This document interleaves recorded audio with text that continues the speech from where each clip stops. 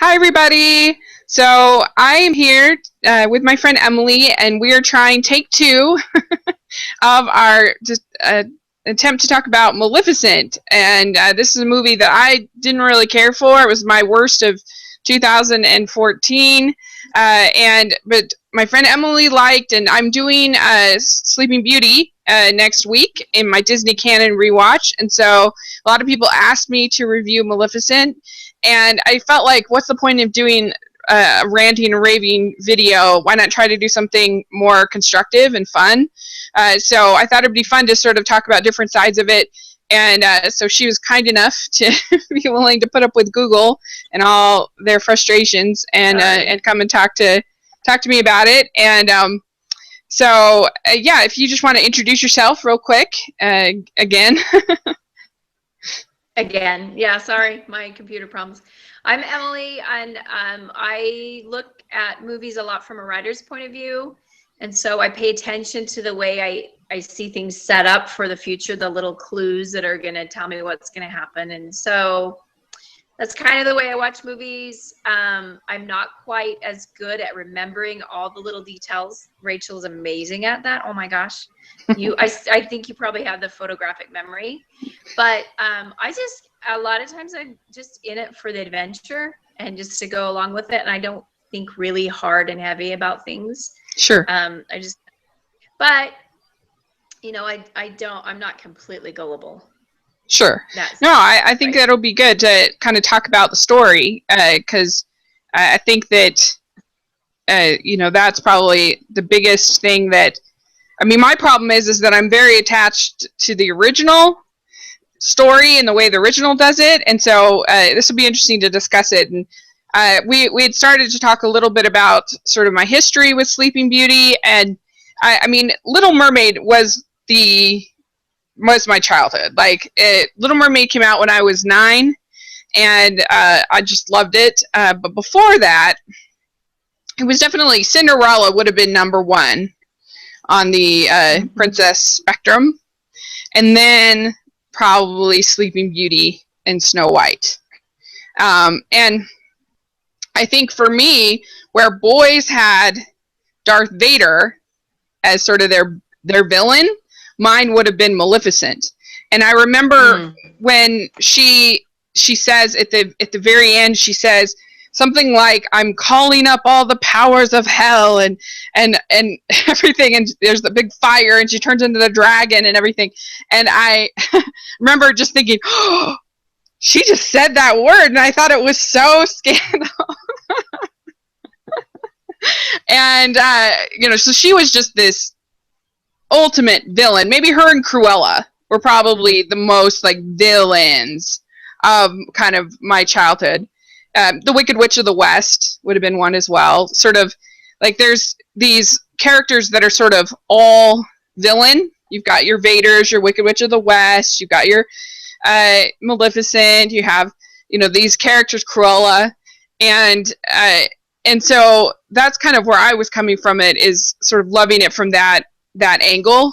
And I shared on social media that one year I dressed up as Aurora for Halloween, and my sister was Merryweather. And so yeah, if you just want to kind of, I guess, share any sort of backstory at all, or what you thought of the original Sleeping Beauty. Okay. So for me, I didn't really remember it from my childhood. Cinderella and Snow White for sure were huge in my childhood. And I don't know why this one just wasn't, I just never connected with it. So it wasn't a big thing for me. I barely even remembered the story. It was just the prince kissed her and she woke up, and that's all I knew. That's all I could remember, and so, and even I was surprised we actually owned it, because it just was never one of my favorites. So sure. So, that being said, maybe that's more why I liked Maleficent better, because I didn't really care a whole lot about the original like you did. It was dear to your heart and very important to you, and when those things are close to your heart that you remember them from your childhood, it's just not something that you can touch no matter what. Right. No, it really is.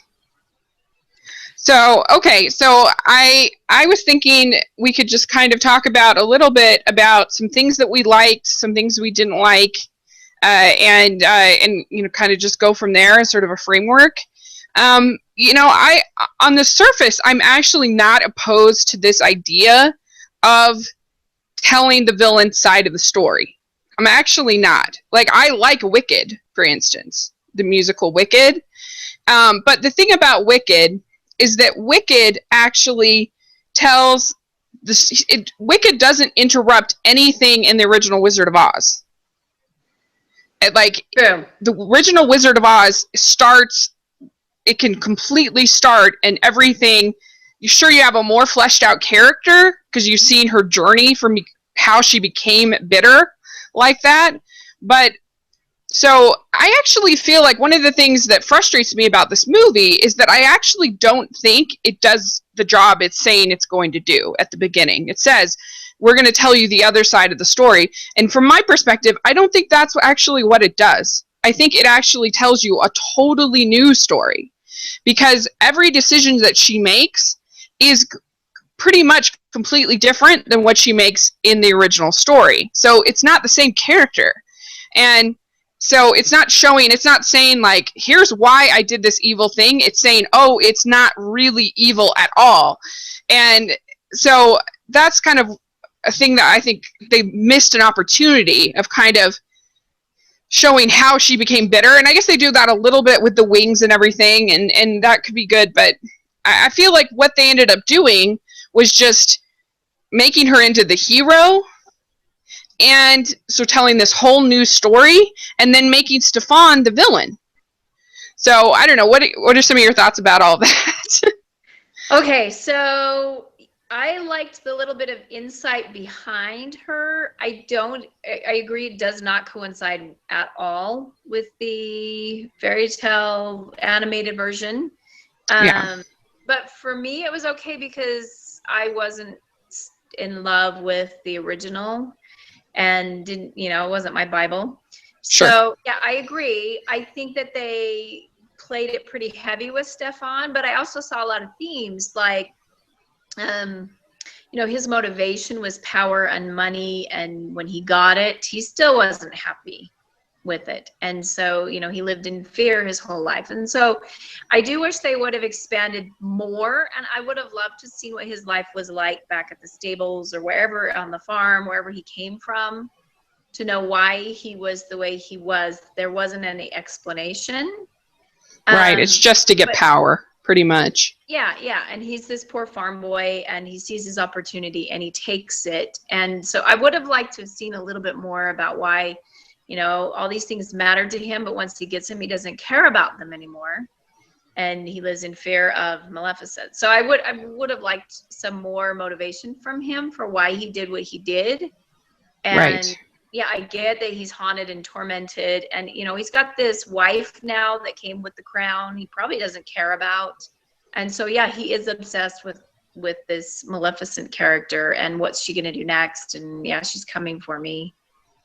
But right. I thought he was a very wooden actor. Yes. And I thought, okay, yeah, I know you're feeling it inside, but it's not coming out. I don't see, he's sitting on the throne and here she comes, and he just is sitting there and he's squeezing the armrest.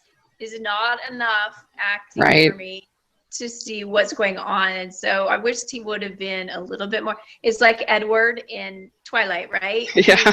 I can't see through your eyes what it is you're feeling. You have to do something on the outside. So I think the way he portrayed King Stefan was it was okay that he was a villain because he was such a crappy actor in the movie there. Yeah. Which is unfortunate because I don't think that I don't think that she's that bad. I think that she does what she can with what she's given. Mm-hmm. I don't really fault her that much. I wish that, and she certainly looks the part. I have no problem with that, but I just feel like they took a great character of Maleficent and they replaced her with not very great character, and so it's just frustrating to me. But yeah, I mean, I think that you're right. There are some interesting things that could have been developed a little bit more. as far as his motivations, and you have no chemistry between the two of them. There's no sense that he's really like in anguish over this, or I don't know. It just doesn't. You just don't have that, like in trying to think a good example of like really good kind of chemistry in a live action. Even like in the, like, I know you weren't as big a fan of Cinderella as I was, but they had, I thought, pretty good chemistry, her and the prince. Yeah, sure. Yeah. So anyway, okay, well that's interesting, I think. And I feel like they set up this, they changed because once you change one thing, especially a character as big as Maleficent, you kind of have to change everything. That's why I say, to me, this is like Sleeping Beauty fan fiction. You know, like, it's not a sequel, it's not a prequel, it's just a totally different story that happens to be in the world of Sleeping Beauty. And because I think once you change a character as big as Maleficent, you end up changing almost every single other character. The only character that I think is actually the same, basically, is Aurora. I think she's basically the same in both movies. But they do some things that I just don't understand why they made certain choices they do. I don't understand in any of these live action movies why they hide from the music. They do it a little bit in Jungle Book. They have 2 songs, but you have these great songs. Like, why don't you use them? To me, it doesn't make any sense. Like, it's not like when they did Oz the Great and Powerful, which is a snooze fest in my opinion, but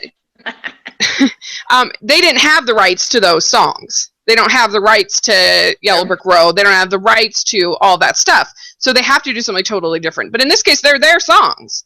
So I don't understand why they wouldn't use Once Upon a Dream, except for in the credits and or whatever, like do some interesting stuff with the music. But even to the extent of, I know this is nitpicking, I know, but it's just one of those things that bothers me. Like when they give the blessings in the christening scene, because the christening scene is pretty good in Maleficent. It's pretty good. Pretty close, yeah. It's pretty good. But they have her, instead of, like in the original, Flora gives the gift of beauty, and then Fauna gives the gift of song, and then Merryweather comes in after and tempers Maleficent's curse. Right? Because she curses her to death, and Merryweather comes in and says, you will sleep until true love's kiss. But in this one, they have Flora do the gift of beauty, and then they have Merryweather do the gift of not being blue. Yeah. And then there's no third gift. And I know that again, I know it's probably nitpicking to some people, but to me it's like, why are you hiding from these songs? Like, you don't even want it as a gift. Like, she's not even, to me it was like, this is so weird. Like, but, and then like, for me, it's just frustrating because, so like in the christening scene, she supposedly had this person who has taken her wings, who she is so angry at, she's so upset with, and in the original movie, she's like been, she hasn't been invited to this party, you know, and there's just something so like insane about that I find kind of entertaining, that she's like cursing a baby to death because she didn't get invited to a party. Well, here they have way more motivation for her, so you think the curse would be way harder even, because she has way more to be mad at, right? Right. Well, but in this case, she curses the baby to fall to sleep, not to death. But she changes the curse after. She tries to, but she can't. No. She gets the king to beg, and he's like, "Please don't do this." And she says, "Beg again," and he does, and that's when she changes it from permanent to, and it can be broken with true love's kiss. So I think they did that to soften her and not make her seem like she's such a horrible person. But I don't know that she ever really was a horrible person in this version. They don't make her out. I mean, yeah, the other lady's totally nuts. She's totally nuts, and she's doing this crazy stuff because she didn't get a party invitation. But in this version, I think they try to soften her a little bit. That's interesting. I never took it as that way, that his begging made her say what she said. I just figured like it didn't make sense for her character because she's so angry about him taking her wings and him doing this, and then she curses. It didn't make sense to me. I'm like, why would you curse somebody to fall in love? I mean, to be awakened by true love's kiss. That seemed like a good thing to me, almost, you know, as opposed to something really evil. Well, but that's interesting. It's her turning the knife, like, you know, this true love's kiss you gave me, and you know this isn't right, and this doesn't happen because you're fake.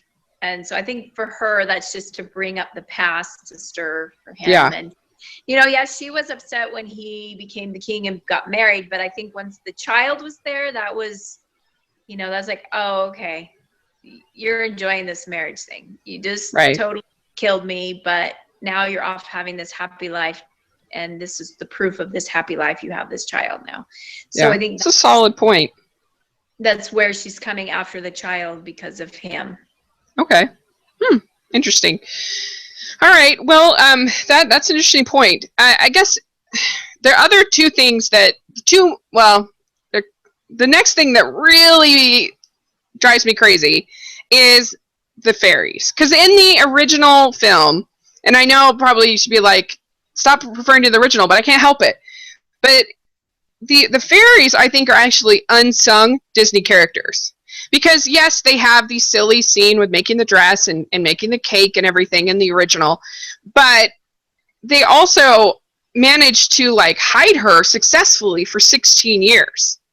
And Maleficent, you know, is sending out people, and she can't find her for 16 years. So they're obviously, like, somewhat smart and somewhat capable, and they're the ones that come up with the whole idea of them taking care of Aurora and hiding her.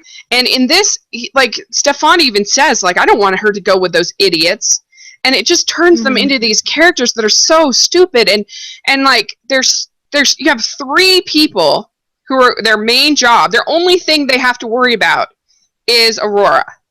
And yet you're supposed to believe that Maleficent from day one not only knows where they are, but that she has an interest in helping this girl that she's just cursed, and two, that they wouldn't notice. Like, it just seemed crazy to me. And like the scene that makes me the most mad is the Aurora about to go off of the cliff scene.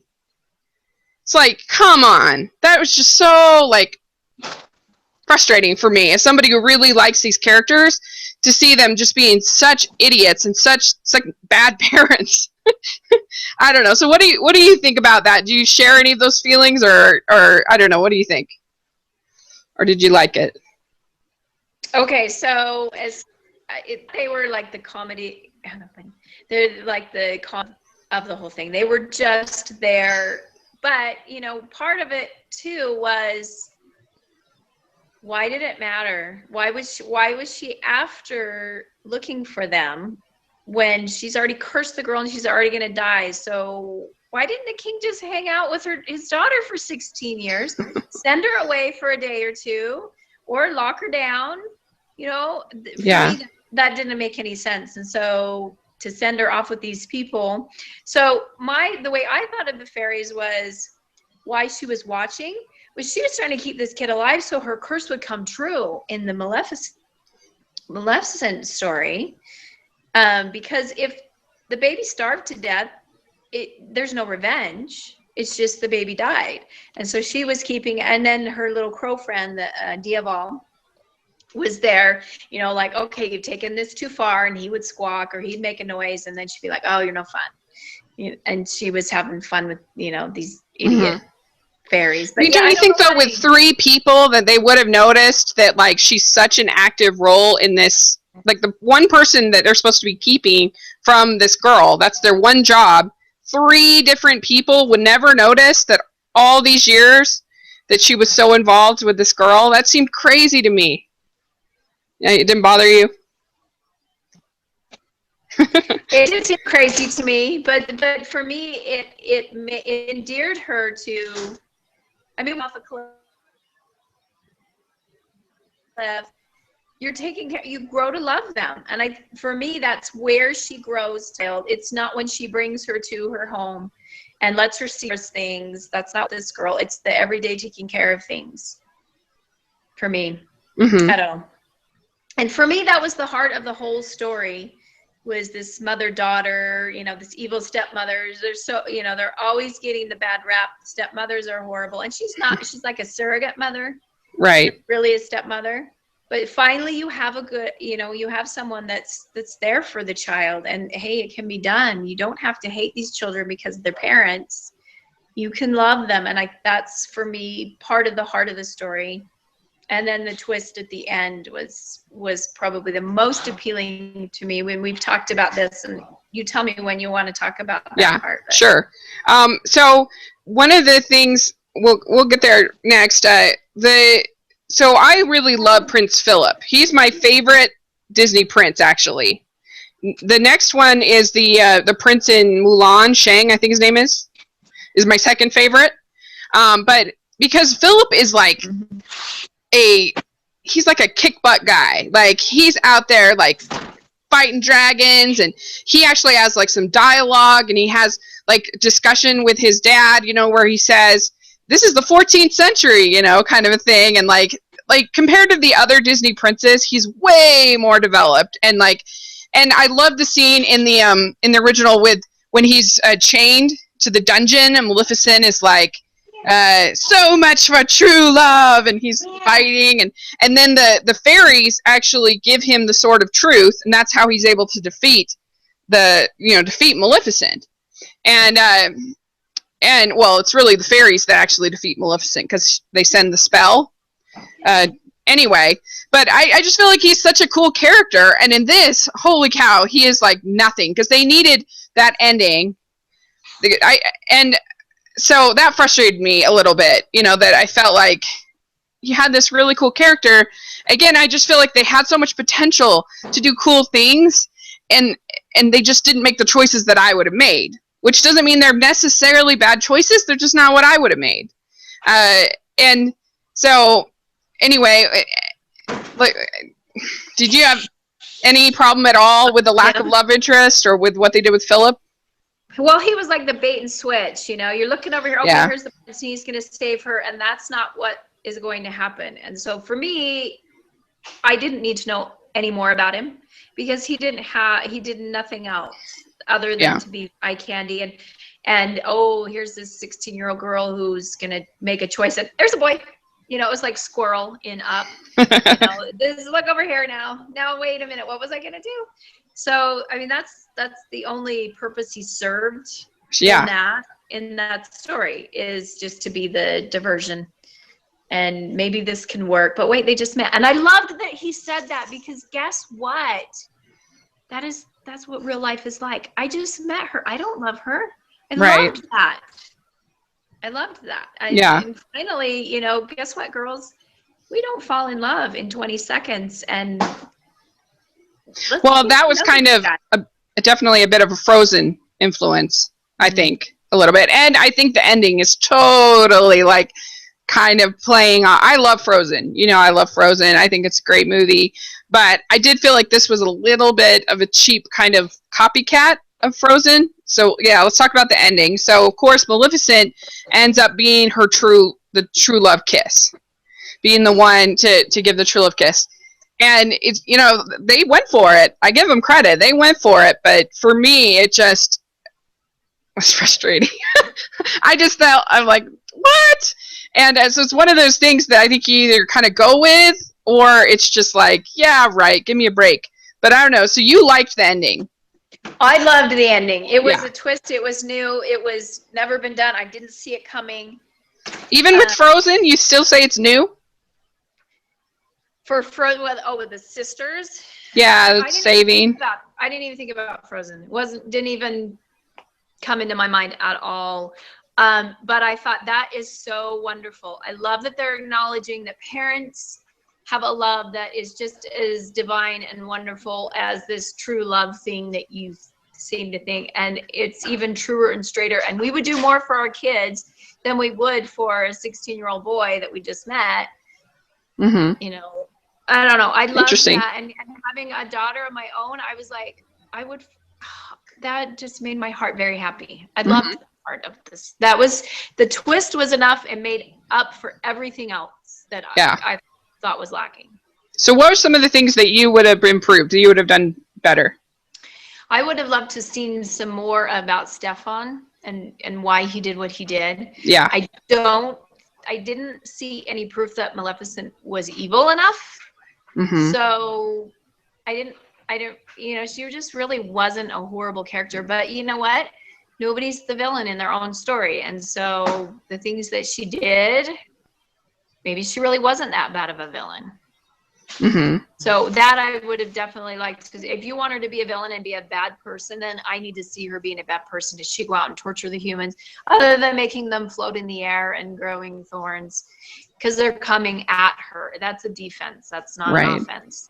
Well, that's why I say I feel like this is basically kind of fan fiction, because, and I'm not saying that in a derogatory sense. I'm saying it in the sense of it's another story within the world of the story, but it's not the story, if that makes sense. Like it's a, and I guess Sleeping Beauty is an old enough story that you can have all different kinds of versions. I get that, but there were so many instances where they were trying to mimic and mirror, I think, the original as far as the look of her, the way that she, which she would talk in certain scenes, the way she would do certain things. And so, like, in a way, I kind of wish they had just, like, completely done their own thing and not even had the christening scene, not even had, and really made it just 100% different. Because then I think I might have gone with it a little bit more. But I agree with you. I definitely think they could have made Stefan a better villain, because if you're going to take out Maleficent, you kind of have to replace her with something else that's compelling as the antagonist of the film. So I think it's a fair point. And I didn't think he was a very good actor. I guess he's good on Game of Thrones, but I thought he was terrible. He was like watching Pinocchio, the wooden puppet. He just had no facial, his body didn't move. He didn't tense up. It's like, this is not telekinesis. This is a movie. I can't read your thoughts. I don't know what you're thinking. And he just didn't let anything out. He did start to get maddening at the end a little bit better when he was doing his mad stage, get the ironworkers up and it's the middle of the night and let's protect me. Mm-hmm. It's like, dude, just let her have you. You're a crappy king. You're in this for yourself. And so I saw him as a villain just because he was so selfish, but there was a lot more they needed to do to make him more convincing. Well, and to be fair, I don't think that Stefan is a very great character in the original either. They have their scumps scene where they're drinking, and that whole scene is very weird. And where they have the fish and whatever. But so it's. They tried to, like I said, they went for it, but it didn't really work for me. I do wish they had explained Maleficent's magic, because what could she do? It seemed like it was a nature magic kind of thing. And I wish they would have gone into, what it was that she can do, because it seemed like, oh dear, my phone, my battery's starting to go. Okay. It seemed like there was no explanation of what she could and couldn't do. And she was so much more powerful than the fairies, but they were all from the same kingdom, and she looked so different than them. So I kind of wondered, like, what is it with that too? Like, and then Aurora becomes the leader of both the fairies and the regular world. That was like, what? You need to go. Like, why wouldn't Maleficent be the sort of the leader now at this point? Or I don't know. That was a little weird at the end, I thought. The humans wouldn't have trusted her. She was the one that attacked their king, and so it made sense that she would give everything over. But why was she the original? Why did she take over? Why they looked to her before, and then when she got wings taken, then she was very angry and upset and turned everything dark. But nobody fought her on that. So obviously her power was great, but we just never saw. It had so much potential that was not used. Well, and they are doing a Maleficent 2, so maybe they will expand upon that. I actually think I have a better chance of liking Maleficent 2 better than Maleficent 1. I sincerely do, because I think all of the Sleeping Beauty stuff will be done, and there'll just be a whole new story based on these characters that have been established in the first one. So I think I'll like it way better because it won't bother me that there's things are changed. And I hope that they redeem the fairies a little bit in Maleficent too. You know, like they were just so stupid, and it bothered me. But yeah, I mean, I think I didn't hate the idea of the crow, El Diablo or whatever his name is, being a human that she had rescued. Like, if I'm talking about positives, I thought that was kind of creative and interesting, and he kind of sacrifices at the end, and you know, and he kind of is her voice of logic a little bit, like, what are you doing? I thought that was pretty good. That was creative. And I don't think it looks terrible. I think it's a little generic, the look of it. Like, you've seen it in a lot of other films, basically looking that way. But it's fine. I don't hate it as far as how it looks. I thought it was cool. I thought the fairy world was neat, and there were some original characters and stuff. Yeah. But there just wasn't a lot of time there. Yeah. Well, I mean, just the whole sort of CG world they created, it's fine. I like it fine. I like I said, if it's the same, if it looks the same in Maleficent 2, I could be fine with it, with what they did. And I think that the costumes were good. I think that Maleficent looks pretty close to I think she looks pretty good. And I don't think that the motivation of losing her wings was a bad motivation. I think that actually was interesting. But I just think the way they handled it, and you know, it's really interesting, like with you saying the thing about him begging and that changing her. That is an interesting point. I hadn't thought of it that way. But yeah. So I think for me it was just frustrating because it was just such a new story, and I think that's what you liked about it, was that it was something new. Is that correct? Yeah, I just liked seeing the behind the scenes. Yeah, there were places where it connected to the original, but not very many. You know, basically just the christening scene, and that was about the only spot that it actually touched the original cartoon. But I liked seeing, you know, what happened in the back. And there's always something you don't know about people. And I thought that was an interesting backstory. And the ending was completely different than anything else. And sometimes I think they try so hard to be original and new.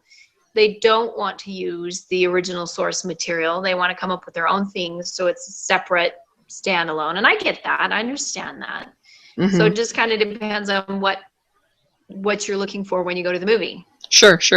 So out of I know you haven't seen Jungle Book yet, but out of Alice in Wonderland, Maleficent, and Cinderella, how would you rank those three? I did not care for Alice in Wonderland. Me either. It's kind of close with Maleficent and Cinderella. I didn't love Cinderella, but it was the closest to my heart as far as stories. I've always been a huge Cinderella fan. Right. And I honestly have only seen it once. But of the two, I probably like the Cinderella the best out of Maleficent. Maleficent's very close though. I wish there was more. They had gone outside of the lines with Cinderella and told me. I wanted the stepmother to be more scheming, and I wanted there to be more with the Duke, as far as that story went. But visually, it was gorgeous, and the story was nice, and it worked really well. Well, and I thought we don't need to get into Cinderella super long, but what I loved Cinderella, but I thought that it was really cool that they did like little things to elaborate on the character and little things to change. Like the fact that they had her dress was her mother's dress, and that, because when I first saw the dress in the ads, I thought, oh, that doesn't look like Cinderella's dress. I don't like that dress. But then when I heard that she didn't want the fairy godmother to change it that much because it was her mother's dress, I thought that was really cool. And so there's just these like little changes that I thought were cool. Like also I I liked the way that they actually showed Lady Tremaine and the father actually like their marriage for just a little bit, because that's really rare in a Cinderella version. And you really kind of see sort of her backstory and why she is so bitter, because her happily ever after was taken from her. You know, her first husband was taken from her, and then now this other husband is dead.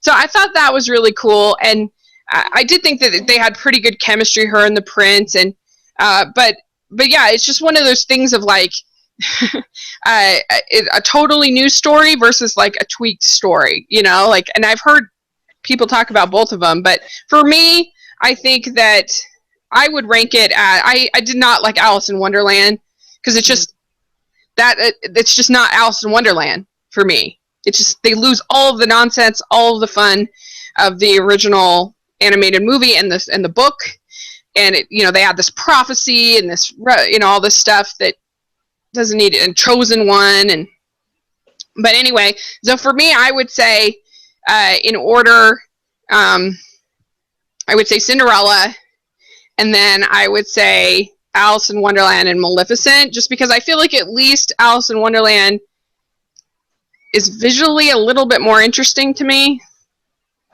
than Maleficent. Maleficent just seemed a little more generic as far as the world building, and like at least with Tim Burton you get like some interesting visuals every now and then.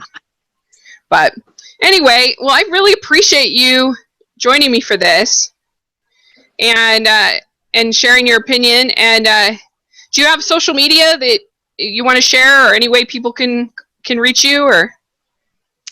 No, just through you. Okay. I'm locking myself in my bedroom because my kids are home and they're starting to drive me crazy. Okay. Sorry. All right. Well, do you have any sort of last words that you wanted to say, or are you good? Just the thing that I liked the most, and we talked about this before, is I felt like they started at the ending with this clever twist, and then they worked backwards to try to make it work. And I think that's probably why you didn't like it as much, because I don't think they thought it forward to that point. I think they just worked backwards. Sure. But for me, the twist was amazing. I thought it was amazing, and it was a good insight to so much more. So that's why I liked it so much from that. Cool. I think that's cool. I'm glad. Well, thanks so much for joining me. I really appreciate it, and hope you have a good rest of your day. Thank you. You too. See you later.